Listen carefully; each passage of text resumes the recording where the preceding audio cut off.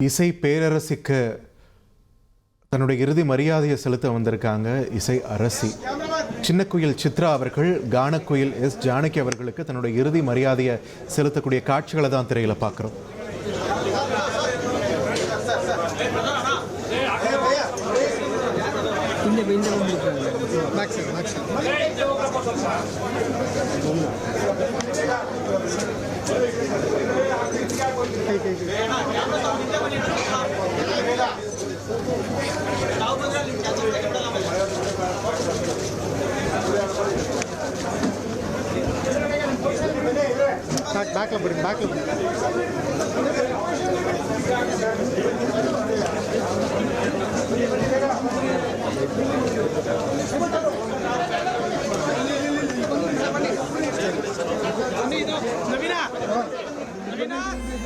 ரொம்பவே ஒரு நெகிழ்ச்சியான ஒரு தருணம், காண்போரை கண்கலங்க செய்யும் ஒரு தருணம்னு சொல்லலாம்.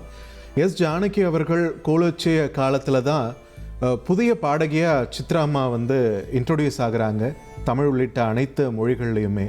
சித்ராம்மாவை தனக்கு பிறக்காத ஒரு மகள் அப்படின்ற மாதிரியாக தான் எஸ் ஜானகி அவர்களும் அவங்கள ட்ரீட் பண்ணாங்கன்னு சொல்லுவாங்க. நிறைய பேட்டிகள்லையும் அதை சொல்லியிருக்காங்க. ஸோ தன்னுடைய இந்த இறுதி பயணத்தில் சித்ராம்மா அஞ்சலி செலுத்துவாங்களா அப்படின்ற ஒரு எதிர்பார்ப்பு எல்லோரிடமே இருந்தது. கொஞ்ச நேரத்துக்கு முன்னாடி என்கிட்ட கூட ஒருத்தர் கேட்டிருந்தார், சித்ராம்மா வந்தாங்களா அஞ்சலி செலுத்த அப்படின்னு. இன்னும் வரலன்னு நானும் சொல்லியிருந்தேன்.